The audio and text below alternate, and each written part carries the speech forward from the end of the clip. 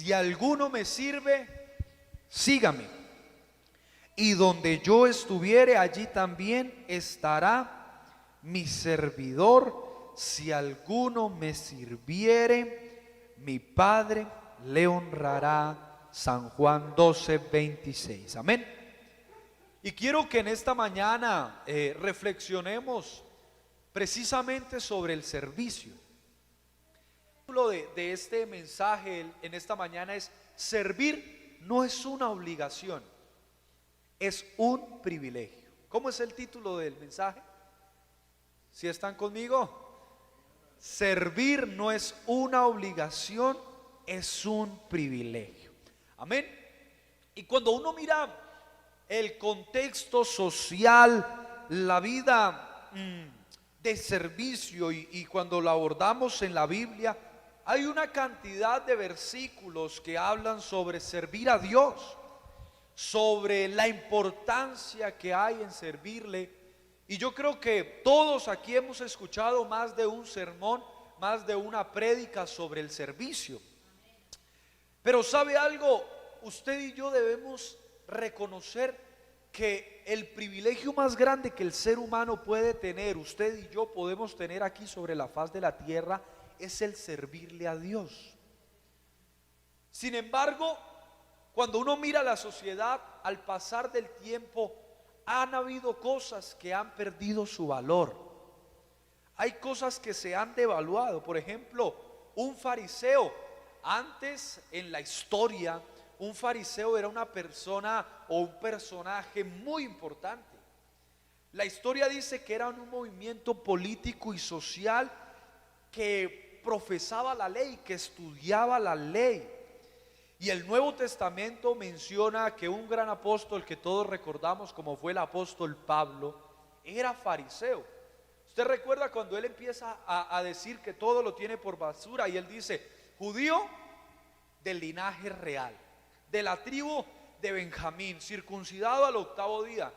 Y dice: y en cuanto a la ley, yo soy ¿qué? Fariseo. Es decir, que era una persona importante. Por eso el apóstol Pablo era muy celoso de la ley, de lo que profesaban en su momento.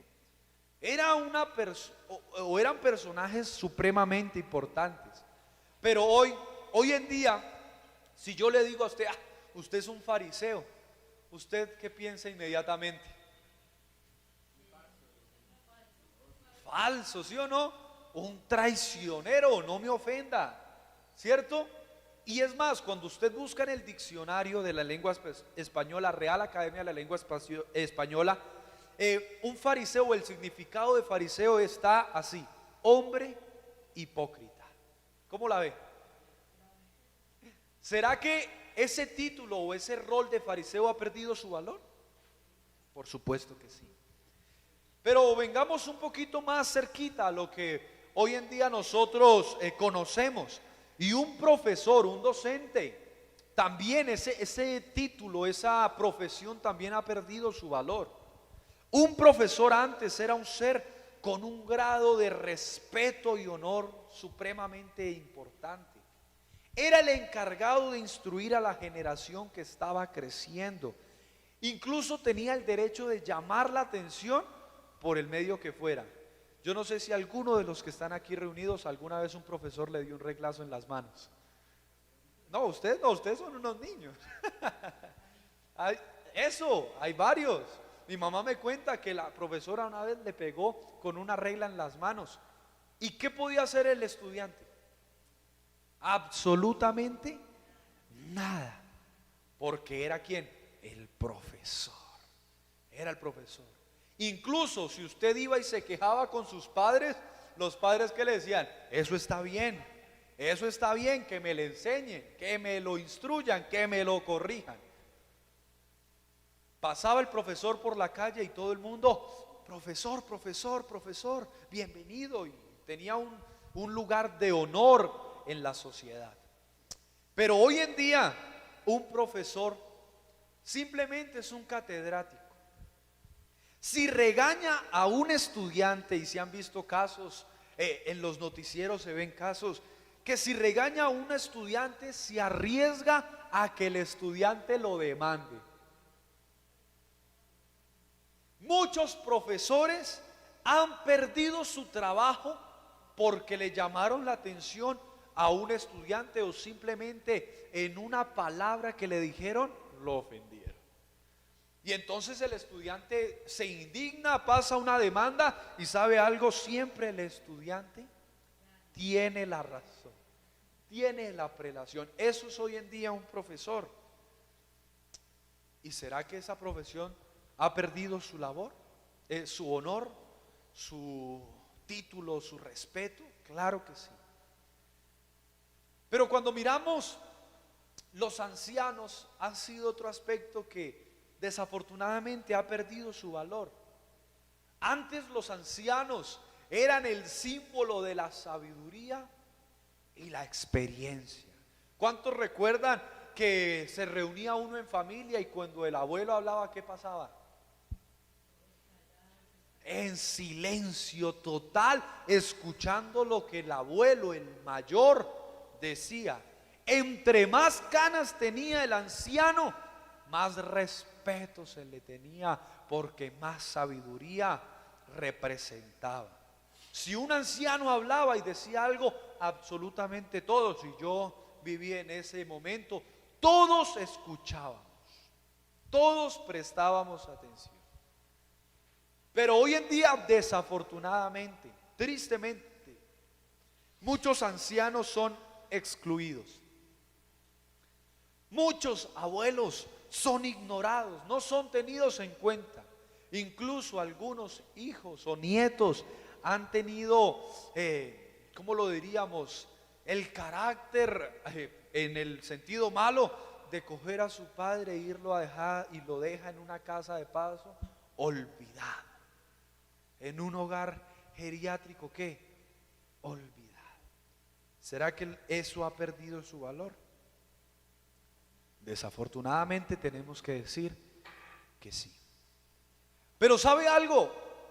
Cuando ya aterrizamos a nuestro contexto cristiano, y yo quiero que usted me preste mucha atención, porque estoy seguro que Dios en esta mañana nos quiere hablar. ¿Cómo lo podría decir? Lo que nosotros hacemos como cristianos, como hijos de Dios, nuestros aspectos religiosos, si pudiéramos denominarlo de esta forma, de una u otra forma también ha perdido el valor. Cuando uno analizaba o analiza unos años atrás, los cultos antes eran una fiesta. No importaba caminar horas y horas, madrugar, no importaba el cansancio, porque llegar a un culto era un símbolo de fraternidad, de gozo, de alegría, y la dábamos toda. Yo recuerdo ese tiempo. No había piano, no había batería, escasamente había una pandereta y una charrasca, pero se hacían unas parrandas, unas fiestas pentecostales en esos cultos. Hay un testimonio que mis padres cuentan, yo no lo recuerdo la verdad, pero mis padres cuentan que en la primera obra que ellos fueron pastores, que fue en Chita, Boyacá, una hermana iba al culto y eso se gozaba el culto, y iba solo los domingos, pero era una fiesta para ella. Y que terminando un culto se le acercó esa hermana a mis padres y les dijo: mis hermanos, yo de verdad llevo en mi cuerpo, así les dijo, las cicatrices del evangelio. Y eso les llamaba la atención a mis padres. Llevo en mi cuerpo las cicatrices del evangelio. Y un día le dijeron: hermana, ¿usted por qué dice eso? Que lleva en su cuerpo las cicatrices del evangelio. Y les dice: hermanos, ¿me puedo quitar? Y se quitó la hermana la ruana, se quitó su saco, se quitó lo que tenía y les mostró la espalda. Y tenía cicatrices de azotes.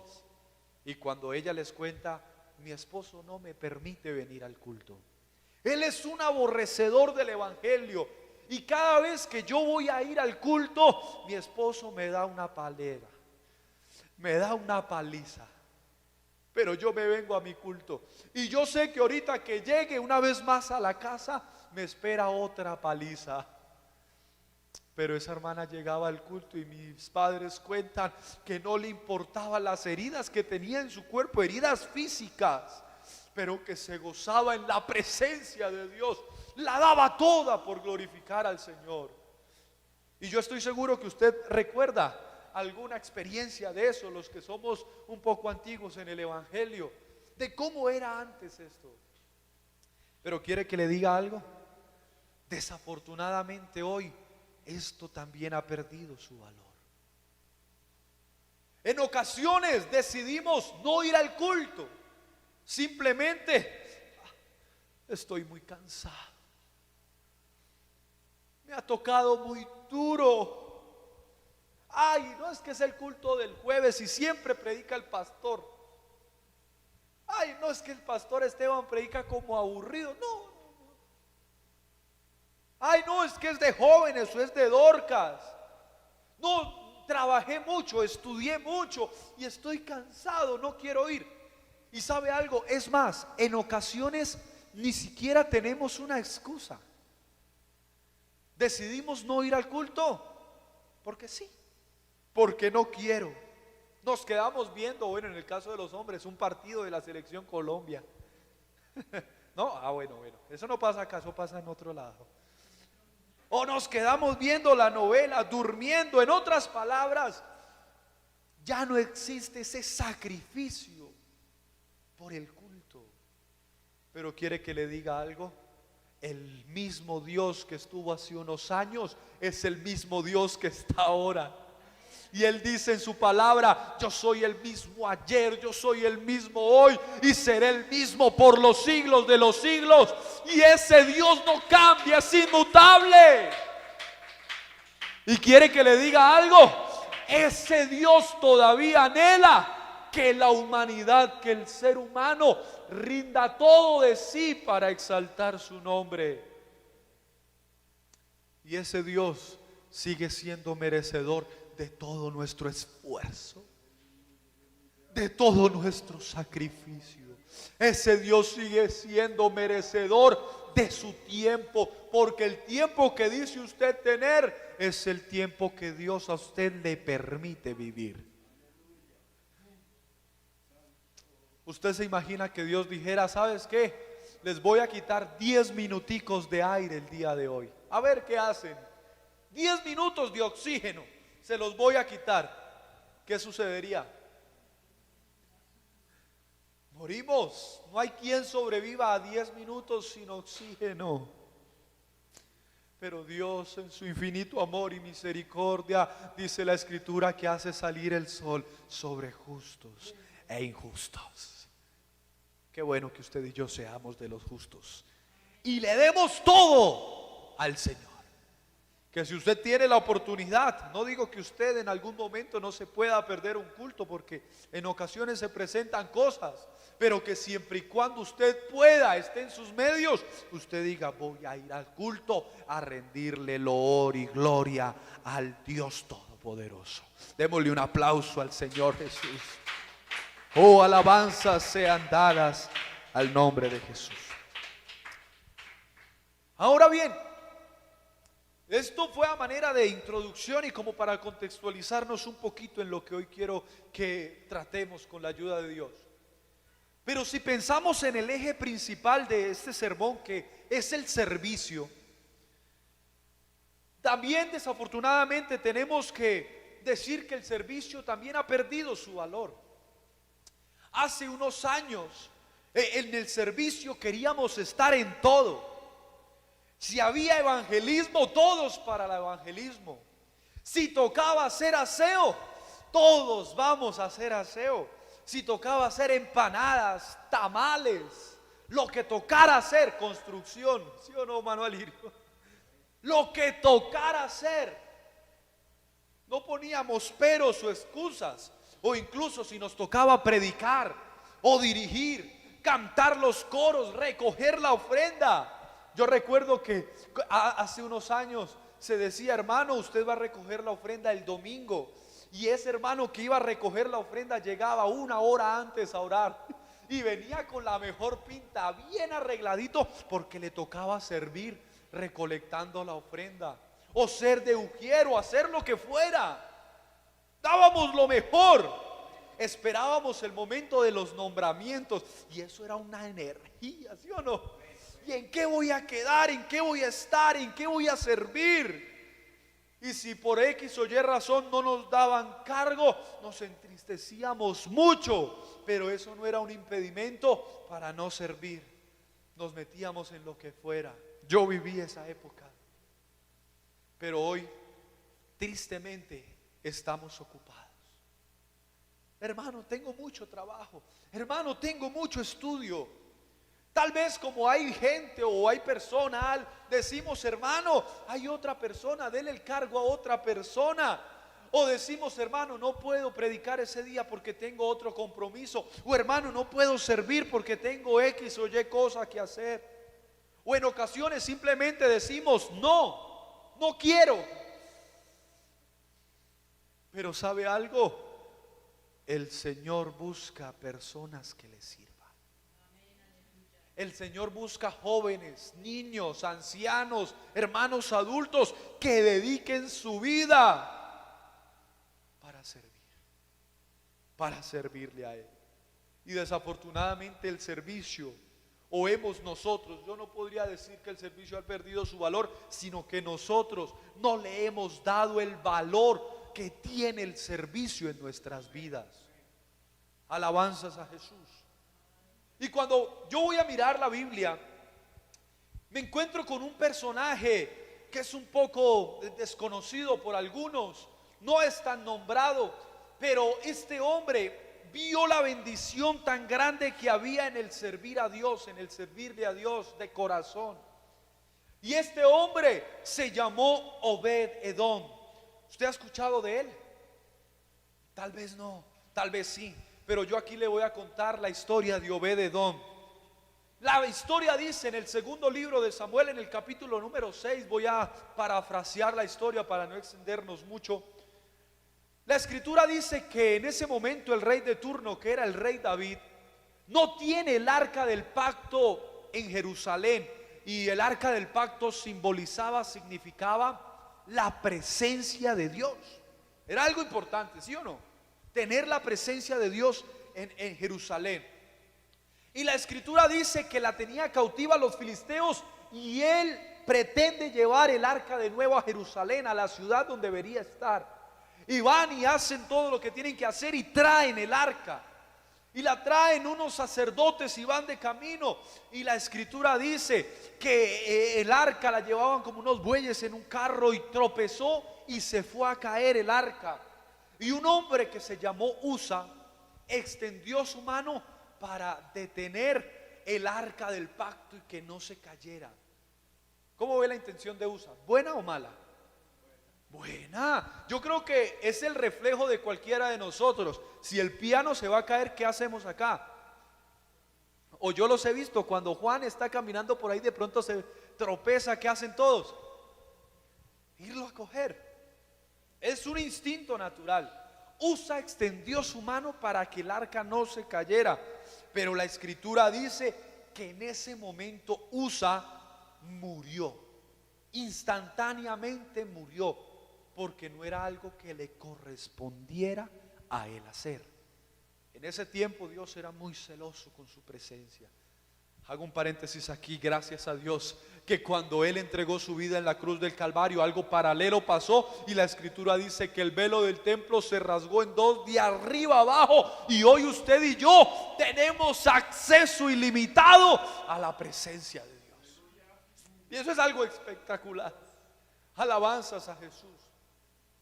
Pero ese acontecimiento, eso que sucedió ahí, la muerte de Usa, trajo temor a David, trajo temor al pueblo de Israel. Y entonces la escritura dice en el versículo número 10 del capítulo 6, dice la escritura: de modo que David no quiso traer para sí el arca de Jehová a la ciudad de David, y la hizo llevar David a casa de Obed-Edom Geteo. Versículo 11: y estuvo el arca de Jehová en casa de Obed-Edom Geteo 3 meses, y bendijo a Obed-Edom, y bendijo Jehová a Obed-edom y a toda su casa. Y aquí yo creo que es la primera conclusión que usted y yo debemos hacer. La familia de Obed-edom, teniendo el arca del pacto en su casa, en su cabaña, fue bendecida, fue prosperada, creció abundantemente sus riquezas, y todo el mundo hablaba de la bendición que había traído el arca del pacto a la vida y a la familia de Obed-edom. Y quiere que le diga la primera conclusión de esta mañana, y es que si usted quiere que su familia, si usted quiere que su hogar, que su bendición, que su vida misma sea bendecida, usted debe preocuparse porque la presencia de Dios esté en su hogar. Todos anhelamos ser bendecidos, todos anhelamos prosperar, todos anhelamos no solo bendiciones económicas o bendiciones familiares, sino que también anhelamos bendiciones espirituales. Y usted y yo, la clave para que esto suceda es que usted y yo nos preocupemos y procuremos que siempre en nuestra casa, en nuestro hogar, en nuestra familia esté la presencia de Dios. Porque la presencia de Dios en el hogar trae bendición. La presencia de Dios en el hogar trae bendición. Alabanzas a Jesús. Y esa es la primera conclusión: que la presencia de Dios esté en su hogar, que esté en su familia. Bueno, y esto impactó a David. Cuando David ve que la casa de Obed-edom había sido bendecida, y él decide, bueno, yo quiero ahora esa bendición. Yo quiero esa bendición para mí. Y entonces vamos a llevar el arca ahora sí a Jerusalén. Y ahí cambia la forma. Ahí sí la llevan los levitas, y ahí sí hacen un sacrificio cada tiempo. Y bueno, ese no es el eje que quiero que usted y yo nos llevemos aquí, sino lo que me llama la atención no es que haya sido la casa de Obed-edom elegida por David y que Dios haya bendecido la casa de Obed-edom. No es eso lo que yo quiero citar, porque eso es automático, eso sucede. Si la presencia de Dios está en la casa, hay bendición. Sin embargo, lo que me llama la atención a mí es la actitud que toma Obed-edom, porque él empieza a disfrutar de la bendición que hay de estar cerca de Dios. Pero Obed-edom no empieza a estar cerca de Dios haciendo sacrificios, porque eso era lo cotidiano y lo que se manejaba en la época. Yo quiero hacer un sacrificio en olor grato al Señor. Sacrifico una oveja, un carnero, y la presencia de Dios que consuma eso. Él no elige esa fórmula, sino la fórmula que elige Obed-edom es el servir. Obed-edom empieza a servir. Y mire lo que dice el primer libro de Crónicas, el capítulo número 15, el versículo número 16.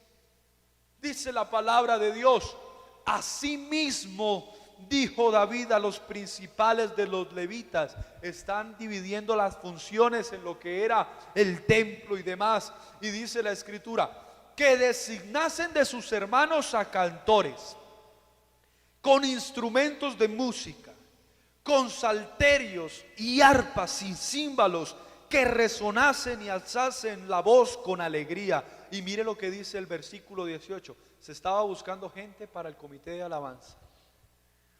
Y dice la escritura en el versículo 18, y que empezaron a nombrar a unos personajes, y dice así: y con ellos a sus hermanos del segundo orden, a Zacarías, Jaasiel, Semiramot, Jehiel, Uni, Eliad, Benaía, Maasías, Matatías, Elifeleu, Mignías. ¿Y qué dice ahí? ¿Si van conmigo? ¿Qué dice ahí?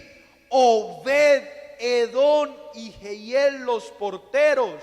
Y el versículo 21 vuelve y los nombra y dice: Matatías, Elifeleo, Mignías, Obed-edom, Jehiel y Asasías tenían arpas afinadas en la octava para dirigir. Se estaba buscando personajes que se dedicaran a adorar a Dios, porque ese era el trabajo de los cantores. dirigir la alabanza, ministrar la adoración en el momento. Y yo me imagino que el rey David, allí designando todo, dijo: bueno, ¿quiénes quieren pertenecer al comité de alabanza? Y entre muchos que se pusieron de pie, hubo uno que levantó sus manos y dijo: yo quiero servir ahí, yo quiero ser de los cantores, yo quiero tocar el arpa. Y ese que se levantó era Obed-edom, que dijo: yo quiero la presencia de Dios y yo quiero buscarla, es sirviendo. Alabanzas al nombre de Jesús. Primer cargo, cantor, tocaba el arpa. Pero el libro de Crónicas, primer libro de Crónicas, el capítulo número 16, el versículo 37, dice la escritura: y dejó allí delante del arca del pacto de Jehová a Asaf y a sus hermanos, para que ministrasen de continuo del arca del Jehová, cada cosa en su día. Y el versículo 38 dice: y a Obed-edom y a sus 68 hermanos, y a Obed-edom hijo de Jedutún, y a Osa, ¿como qué? Como porteros. Ahí dijo David: bueno, ahora necesitamos los ujieres, los que cuiden, los que nos hagan portería. Y yo me imagino que Obed-edom dijo: aquí estoy, yo quiero servir, yo quiero ayudar. Y no solo yo, sino con mis hermanos, yo quiero estar ahí. Quedó como portero del arca del pacto. Él sabía que ahí estaba la bendición.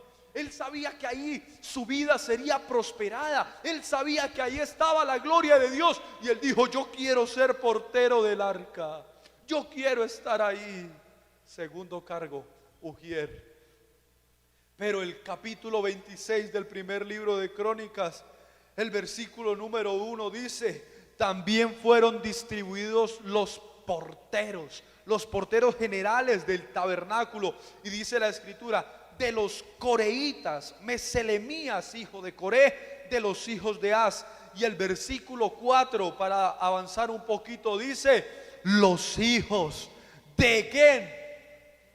De Obed-edom, Semaías el primogénito, Josabad el segundo, Joa el tercero y el cuarto Sacar, el quinto Natanael. Obed-edom ya era portero del arca, pero se estaba buscando porteros que fueran oficiales, que buscaran y protegieran las puertas que tenía de acceso, el lugar de adoración.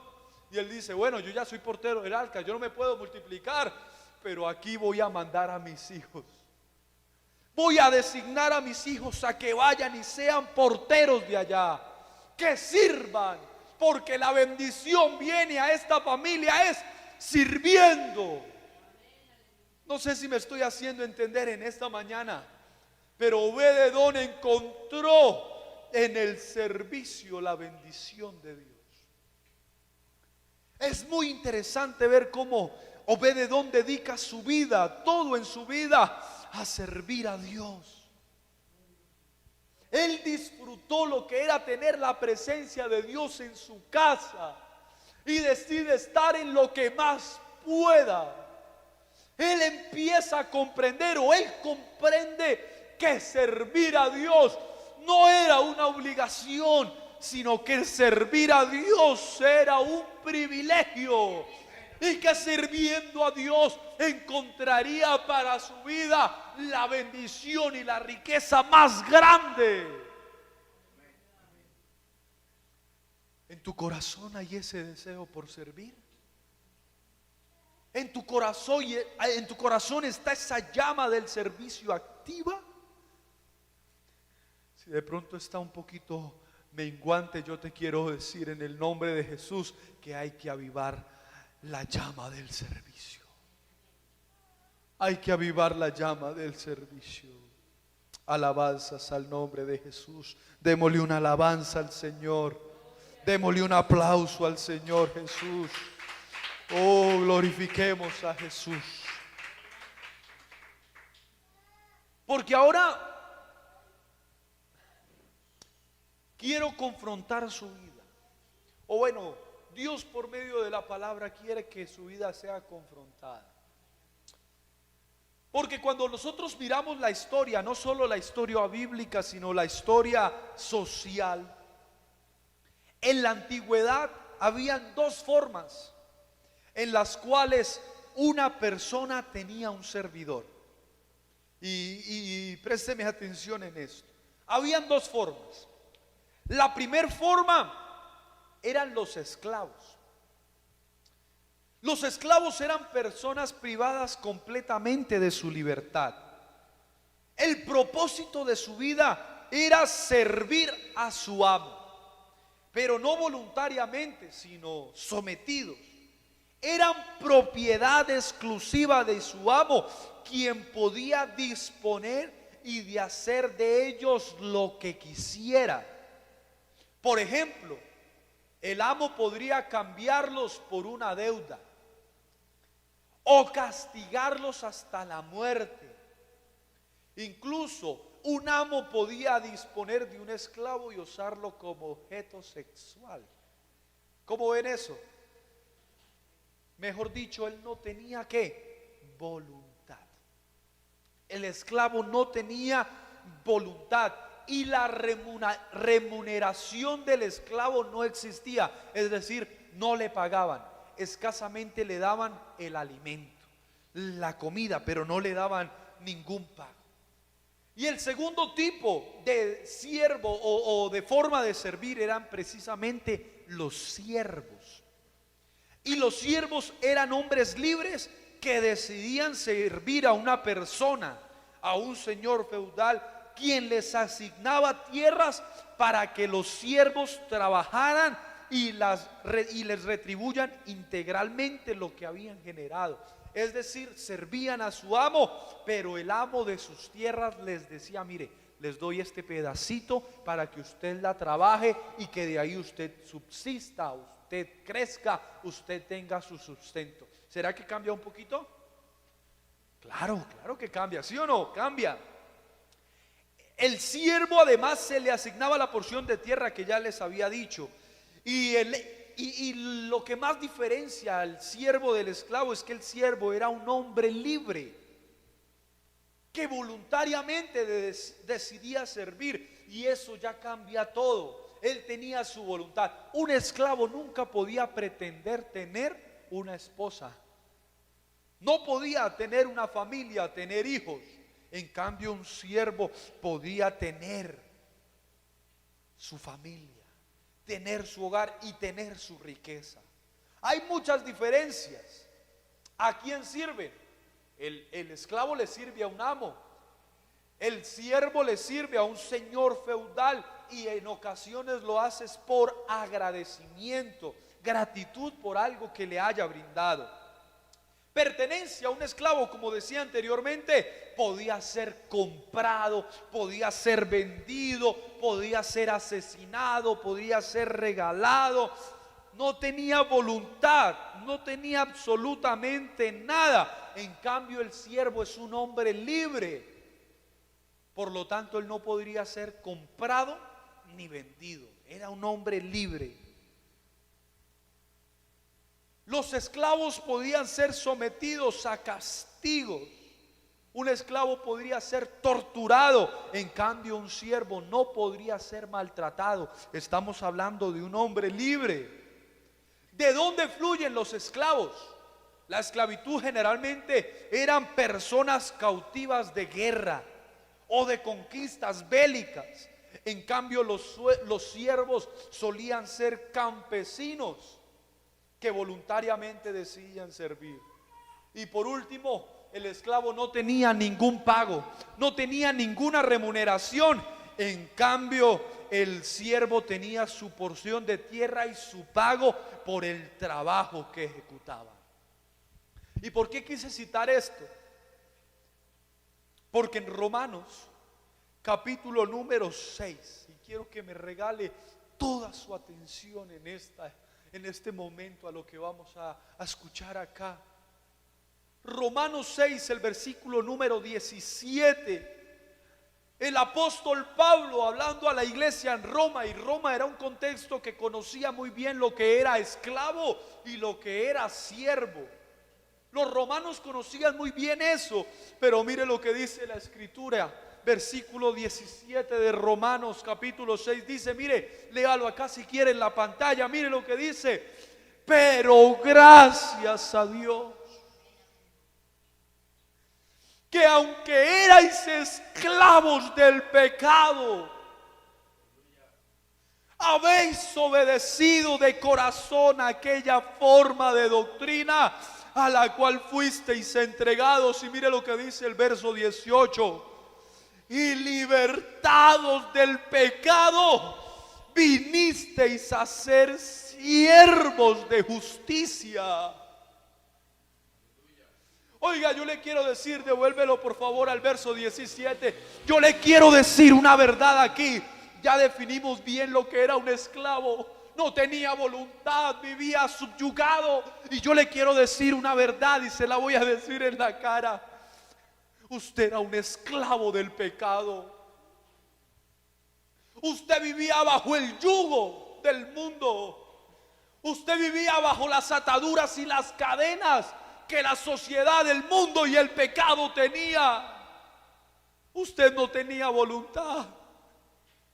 Usted simplemente obedecía y caminaba, y eso no le traía pago. Bueno, el único pago que le esperaría si siguiera en esa vida es lo que dice el apóstol Pablo, porque la paga del pecado es la muerte. Y ese era su destino, ese era su final, eso era lo que le esperaba a usted y me esperaba a mí.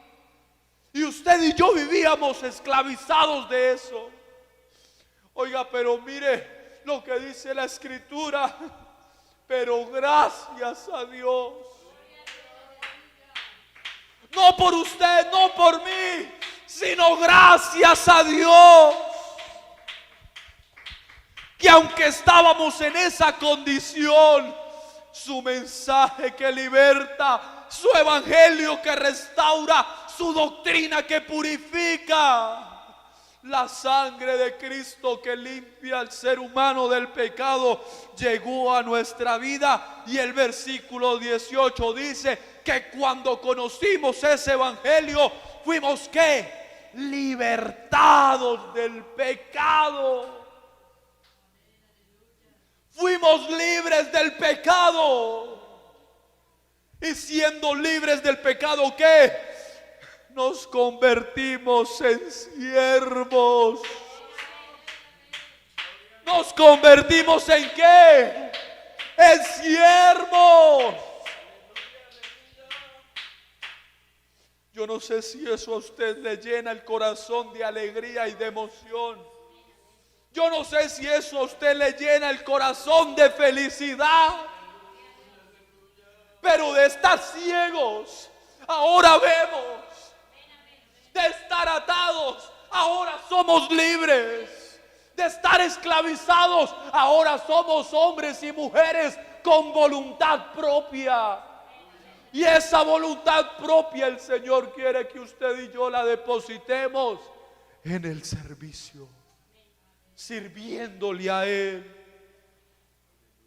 Servir a Dios, amado hermano que me escucha en esta hora, servir a Dios es una forma de decirle a Él gracias.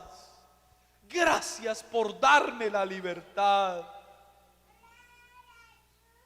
Ayer escuchábamos un hermoso mensaje, y el mensaje nos citaban lo que dijo el apóstol Pedro: mas vosotros sois ¿qué? Linaje escogido, real sacerdocio, nación santa. Somos pueblo adquirido por Dios. ¿Y quién se siente feliz por la condición que ahora tenemos?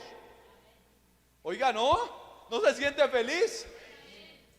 Yo me siento contento de decir: yo soy linaje escogido, yo soy real sacerdocio, yo soy nación santa, yo soy pueblo adquirido por Él. Yo me siento más que dichoso por eso. Pero el versículo no termina ahí. El versículo no se acaba ahí. Hermano que me oye, el versículo no se acaba ahí. Y Dios no le ha dado a usted el título de real sacerdocio, nación santa, linaje escogido, pueblo adquirido por Dios, simplemente para que saquemos pecho y nos sintamos bien. Porque el versículo termina diciendo: para que anunciéis. ¿Sí me estoy haciendo entender? Para que anunciéis las virtudes de aquel que os llamó de las tinieblas a su luz admirable. Ese título que usted tiene, el título que yo tengo, esa posición honorífica, honorable que el Señor nos dio, no es para que simplemente nos jactemos de ella, sino que es para que usted y yo la pongamos a su servicio. Mire, Dios nunca ha necesitado ni necesitará del ser humano. Dios no necesita de ti. Dios no necesita de mí. Y le voy a dar dos razones por las cuales Dios no necesita ni de usted ni de mí. En primer lugar, porque Él es Dios. ¿Sí o no? Él es todopoderoso y sin ayuda de nadie creó lo que hoy usted y yo conocemos como mundo, como universo. Con solo hablar, con solo el poder de su palabra, dijo: a los cielos, lumbreras, animales terrestres, aves en los cielos, peces en el mar. Él es todopoderoso y Él puede hacer todo lo que quiera. Y en segundo lugar, porque Él tiene millares y millones de ángeles a su disposición, que al solo darles Él la orden, le obedecen inmediatamente. En muchas oportunidades pasó, Dios los envió a dar un mensaje y eso fue que ipso facto, instantáneamente dieron el mensaje. Sin embargo, ¿sabe qué? En el gran amor que el Señor tiene para con la humanidad, puso sus ojos en nosotros. Y el libro de los Salmos 101, versículo número 6 dice: mis ojos pondré en los fieles de la tierra para que estén conmigo. Oiga, yo no sé si esto a usted no le llega a su vida, pero mis ojos, dice el Señor, pondré en los fieles de la tierra para que estén conmigo, y el que ande en el camino de la perfección, este me servirá. Yo no sé si usted se siente honrado por Dios, pero que el Señor se haya fijado en un joven como Esteban Barrero, que tiene muchísimos defectos, muchísimos problemas, muchísimas cosas por solucionar, que el Señor haya puesto su mirada en mí.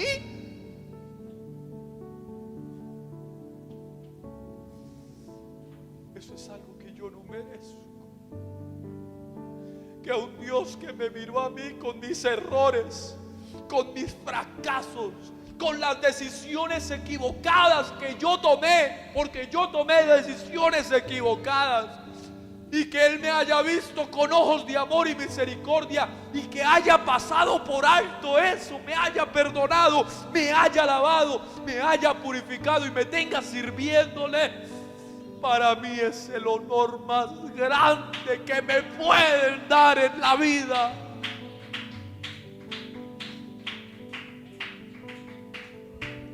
¿Por qué no te pones de pie en esta hora?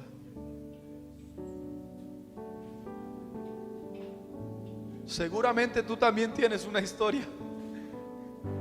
Yo no la conozco, la estoy conociendo, pero seguramente tú tienes una historia y hay cositas que de pronto no le cuadran muy bien en relación con Dios. Pero te quiero decir algo: el Señor ha puesto los ojos en ti. El Señor ha puesto la mirada en ti. El Señor ha puesto su llamado en ti. El Señor quiere depositar en ti dones, talentos, para que tú y yo los entreguemos a Dios. Dios conoce tus errores y tus fracasos, pero el Señor también conoce que en ti hay un potencial muy grande para su servicio. El pasaje que tomamos como base, San Juan 12:26, dice: si alguno me sirve, sígame. San Juan 12:26. Y donde yo estuviere, allí también estará ¿quién? Mi servidor. Si alguno me sirviere, mi Padre le honrará. Usted y yo en este versículo podemos ver que la recompensa es grande para aquel que deposita su vida al servirle a Dios. Que Él mismo no envía intermediarios, que Él mismo está dispuesto a recompensar la labor que hagamos. Y en algún momento, en un día, quiere que le diga algo, y un día no muy lejano, cuando estemos allá con Él por toda una eternidad, Él nos mirará y nos dirá como el Señor que dio talentos y recibió aquel que trabajó ese talento y le dijo: bien, buen siervo y fiel, sobre poco has sido fiel, sobre mucho te pondré, entra en el gozo de tu Señor. Oiga, a usted y a mí nos esperan unas coronas, unos reconocimientos especiales, y el Señor nos quiere honrar por el servicio que usted y yo hayamos hecho. Pero usted y yo debemos evaluarnos, porque tal vez nos hemos acostumbrado a servir de una forma mecánica, o ya no vemos el valor tan grande que hay en el servicio. Pero ¿sabe algo? Hoy el Señor está buscando personas que le entreguen su corazón, que le entreguen su vida. Hoy el Señor está buscando personas que le entreguen sus temores, que le entreguen sus debilidades, que le entreguen sus oportunidades, que le entreguen sus fortalezas, que le entreguen sus virtudes, que le entreguen todo lo que hay en Él, en nuestras vidas, que le entreguemos todo. Porque el Señor, con lo que hay en su vida y lo que hay en mi vida, hará grandes cosas. Amados hermanos, el servicio va más allá de un título o de reconocimientos humanos. Que tal vez yo te nombre aquí en Gama presidente de jóvenes, líder de damas, o diaconisa, o pastor incluso yo. Va más allá de esto. El servicio es una llama, es un fuego que no se apaga, es una llama que no se extingue, es un deseo incansable, como el que tenía ¿quién? Obed-edom.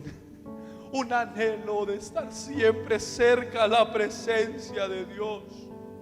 Dios quiere que usted y yo digamos como Josué: ustedes elijan a quién servir.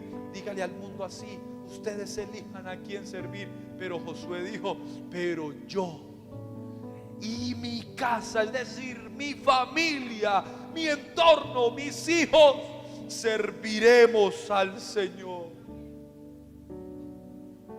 Te digo algo: nadie te va a obligar a servir. Dios no te va a obligar a servir. Este servidor menos. Yo no te obligaré al servir. Pero ¿sabe algo? Dios nos ha hecho libres. Nos ha puesto por encima de su creación, por encima de los ángeles, de cualquier otro ser. El Señor nos ha hecho libres, nos ha permitido tomar nuestras decisiones. Él quiere que tú y yo entendamos que servir a Dios no es una obligación. Servir a Dios es un privilegio, es un honor, es una dicha, es lo más hermoso que te puede pasar en la vida.